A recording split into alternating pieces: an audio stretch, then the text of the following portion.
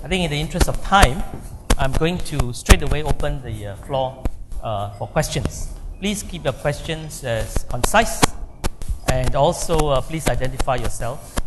So may I have the first question, please? Thank you very much. My name is Moller, and I work at ISA here in Singapore, but I used to be the Danish ambassador from Denmark. And I can tell you that the Danes are very happy paying taxes. According to surveys, the Danes are the most happy people in the world. And every political party in Denmark advocating a tax increase is wiped out at the election. But I think the description you gave, comparison between the Scandinavian countries and Singapore, was absolutely correct. And it shows the difference that you cannot build an economic model without taking into consideration the societal structure. And that is the starting point. But my question is not about the welfare system. My question is about, short one, about economic integration in Asia. Over the last months or so, we have seen China, Korea, and Japan agree to make a free trade area. And we have seen China and Japan agree to make direct payments mechanism without using the dollar. What do you think will be the impact on Asia and the impact on Asia and on Singapore of these two steps? I think it's part of a trend towards greater interaction between the Asian economies, which has been developing over the last 10, 15 years as China has become a more dominant a much heavier player in the world. Trade amongst us has grown on the western side of the Pacific. There are many other free trade arrangements amongst the countries in Asia. ASEAN has agreements with all the Northeast Asian countries, and Australia and New Zealand is also brought into the net. But at the same time, we have been building networks which straddle the Pacific through the TPP, the Trans-Pacific Partnership. And we also have been building networks which go further. The Koreans have an FTA with the EU. Singapore is negotiating an FTA with the EU. And we want to be part of this wider network. So I think as long as individual pieces fit into a broader quilt and pattern which is reasonably comprehensive, it is a good thing. If you had a bloc and Asia has free trade agreements amongst themselves and America is on its own and Europe is on its own corner of the world, I think that would be bad. The arrangement to have direct clearance between the renminbi and the yen, I think it reflects the desire of the Chinese for the renminbi to play a wider role internationally. It's understandable that as their trade grows and their weight grows, they would like to see this happen. I think it's not so easy to do because a lot of trade still happens in US dollars, and I'm sure between China and Japan, much of the trade is also in US dollars. And even the euro has not replaced the US dollar as a major global currency for trade on a very big scale. So it's a long-term trend. One factor which the Chinese have to consider carefully is that without freeing up their capital account, there's a limit to how far you can go allowing trade to be settled in your currency. And there are valid reasons why they will take a long time to open up their capital account. Basu, you have a question? Prime Minister, thank you for your really insightful and detailed description of the model and of the future of Singapore. I'd like to ask about two sacred cows, if you don't mind. One has to do with the fact that Singapore runs current account surpluses of 20 to 25% of GDP year after year and has built up an enormous amount of foreign assets. Would the dividends from those foreign assets be a potential source of revenue in the future? And also, potentially, would the dividends from land sales be a potential source of revenue that could be used in the future? So that's one sort of sacred cow that I wanted to discuss. The other one is the bonded scholarship program at a time when Singapore has universities that are very attractive to Asians from China and India, who are attracted to NUS, SMU, etc. Is there a conflict between the continuation of bonded scholarship programs where the best Singapore students continue to go overseas rather than go to Singapore's own universities? On your first question, I think that our current account surplus overstates the situation because if you look at our basic balance, which will include long-term capital flows, you will see that there are significant remittances normally out because the MNCs are here and they reasonably want to remit their profits and earnings. And if you don't export, you won't be able to have earnings to be remitted. So the net is smaller. We do have reserves. We do tap on these reserves for spending. It's not dividends, but it's really investment returns. And the balance which we have decided on and enshrined in the Constitution is, well, 50% of the investment returns can be spent, 50% will be invested for the future. And taken on a long-term basis so that you buffer the ups and downs. And in a down year, you don't have to starve. In an up year, you don't go on a splurge. I think we will try and keep that. 2% of GDP contribution to our budget of 17% spending is not small. And I think it's very welcome. Land sales, it depends on what sorts of land sales. If you are renting out the land for 3-4 years, well, I would say, okay, fair enough, that's current income. If it's 99 years and you want to spend it up front, I would say, I will consider doing it over 99 years. So I would be hesitant of treating that as a bonanza. I know that Hong Kong treats land sales differently from us, but it's not something which you can depend upon reliably from year to year, because in some years it can be very good, in some years it can be zero. And you're really bringing forward value which should be a continuing income stream over the long term. As for scholarships overseas and whether we should not encourage more of our students to come to Singapore universities, I think that we should encourage more students to come to Singapore universities and offer them in our universities an experience something close to what they can get overseas. Maybe combined with what they have, what you can do overseas. You can do an undergraduate here and then a postgraduate in US or America.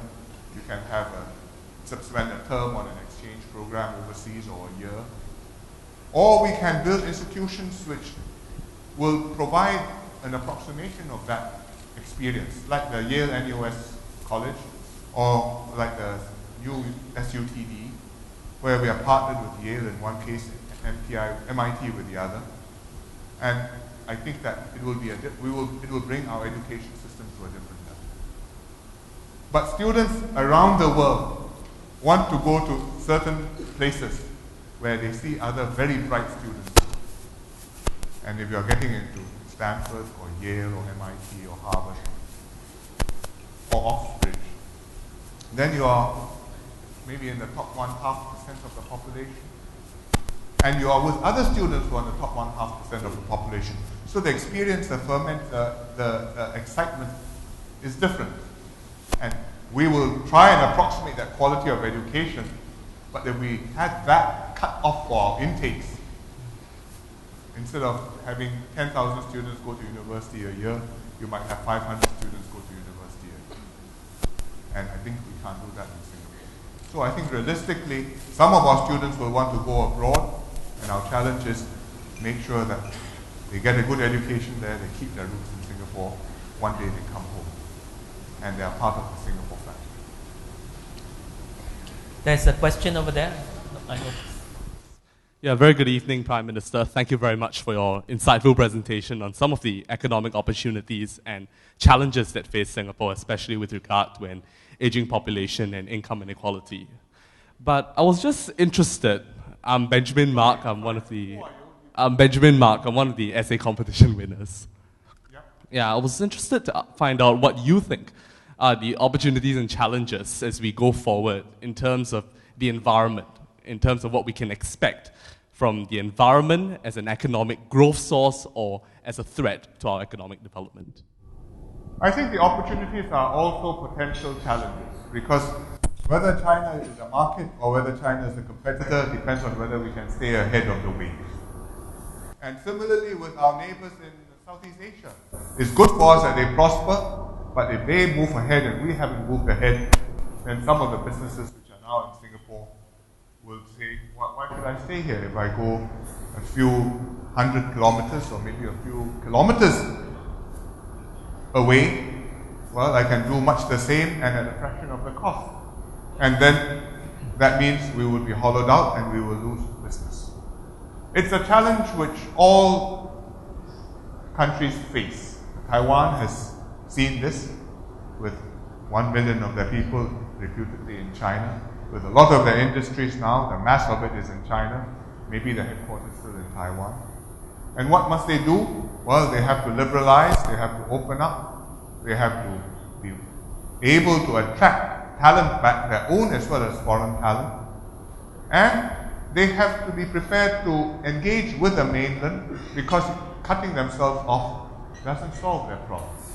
You can't prevent the mainland from prospering by not doing business with them. And you can't prosper by yourself without having China, India, Europe, and the rest of the world part of your markets and part of your community.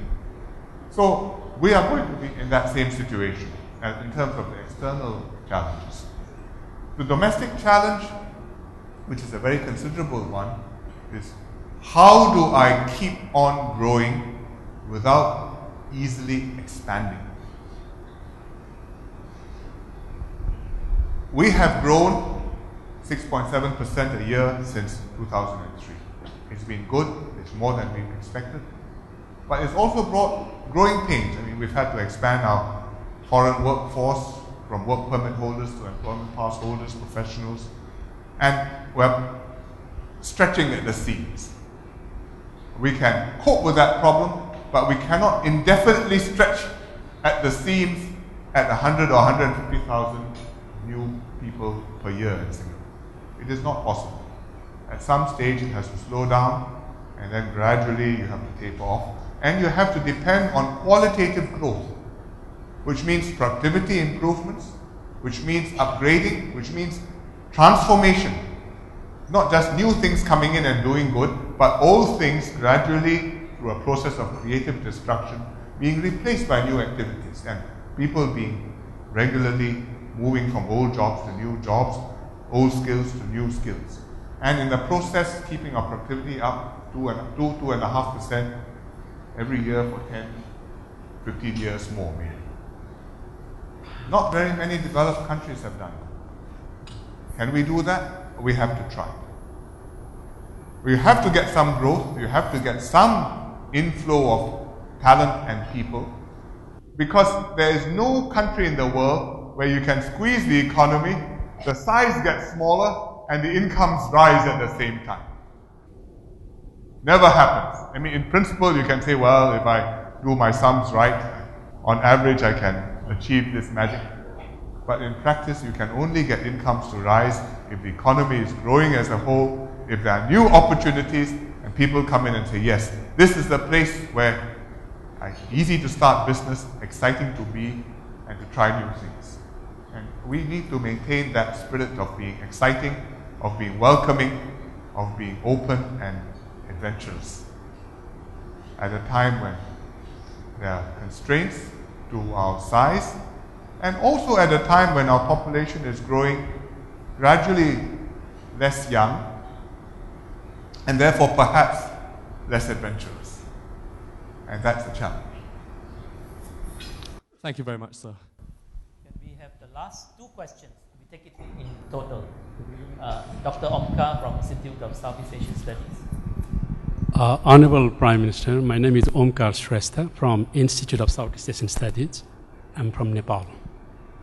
This question is slightly lighthearted and frankly partly prompted by some of the TV programs I watch in the Japanese television stations.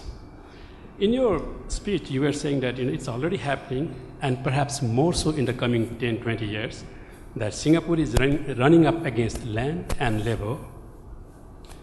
The pressure to reduce the inflows of the foreign labor is intense.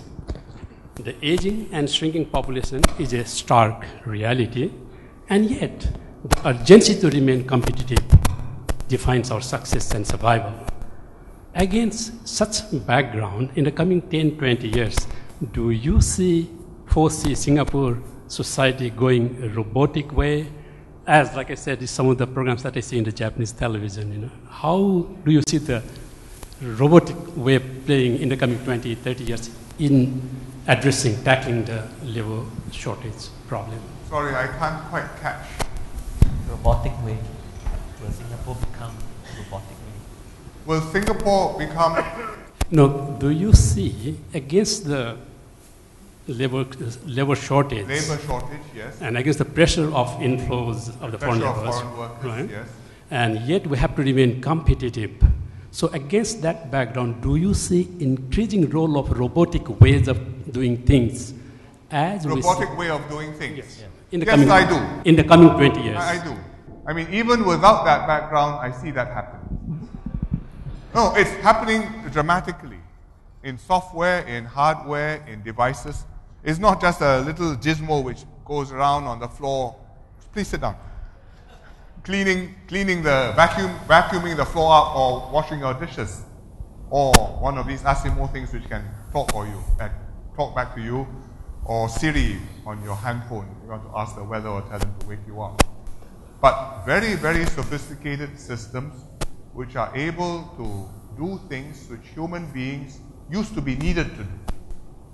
So it's not just putting chips in a mechanical way according to a fixed program, but to be able to see the environment, assess, deal with uncertainty, adapt, move, recover from mistakes, learn. And that means they can read company reports and extract information, they can read legal reports and find out whether precedents are relevant. They may be able to read X-ray scans and spot tumors and patterns better than human eyeballs, skilled human eyeballs. And one light-hearted example in Wall Street Journal just recently, scientists have made a tremendous breakthrough, and they can now make a robot which knows how to debone a chicken. And you may laugh, but it was a challenge because you do it too hard, the bone chips go into the flesh. You don't do it hard enough, you leave flesh on the bone. Human beings learn how to do this, robots find it difficult. Now a robot knows how to do that. But the upshot of this is pressure on the low-end workers, which you have seen, is now going to become pressure on the middle. Your office staff, your people who make appointments, set up arrangements for you, double data for you. 20 years from now, many of that will be routine. Siri may well replace your personal secretary. Not this version, but some version still in the works. And if you look at human things which humans have to do, Google has been developing a driverless automatic car. Not to drive on tracks or on a monorail, but in traffic with human cars. And they've driven 100,000 kilometers or something, and the human being has only had to intervene once. And Nevada, the next state to California, has now decided that they will license driverless cars to drive on its roads. 20 years from now, can you imagine that not happening? It will be available. It may be driving buses. It may be driving aeroplanes. In fact, you can drive aeroplanes today, except that passengers feel safer to hear the captain in the cockpit. And so you still have two pilots. And, well, therefore, the pilots have a career and the airlines have to manage. But pilotless aeroplanes, I mean, the Americans operate all kinds of unmanned aerial vehicles. So I think that robotics will be a big part of the next 20 years and a big pressure on our society. If we can adapt to that now, people can learn to be smart enough to operate the robots, program them, use them, and direct them. Then, of course, we rise one level and life is better. If you don't make that change, then you have a problem. And I think we have to prepare our people so that they can learn to learn, and be able to operate in that new environment. Good evening, Mr. Prime Minister. I'm Hsien Loong from the S. Rajaratnam School of International Studies. I'm wondering how could Singapore position itself even better between the two contending superpowers, namely the United States and China, in terms of, for example, addressing some of the domestic concerns, domestic well-being of Singapore. Is there a way that Singapore could position itself even better to help, for example, in reducing the gap between the very rich and the very poor in Singapore, for example? Thank you. Well, we want to be friends with both the United States and China. And as long as they are reasonably friendly with each other, it's easier for us to do this. I think we have not done too badly. We have very good links with China at many levels, business as well as government. And we have very good ties with the US, the multinationals, as well as the government, as well as academia, and as well as personal ties. I think we will try to do that. As for how this will impact our economy and our rich-poor divide, I'm not sure, because whether we have good ties with them or not, we're going to have to address the question of the economy and the rich-poor divide in Singapore, or the rich-poor gaps in Singapore. I think doing business with them creates more opportunities for us. Certainly, taking advantage of what China has to offer enables us to prosper, enables our companies to prosper. And if our companies do well, then you have more tax revenues, you have more jobs, which Singaporeans can do, whether the jobs are here or in China. And I think there are more resources which we can use to make Singapore, to invest in Singapore.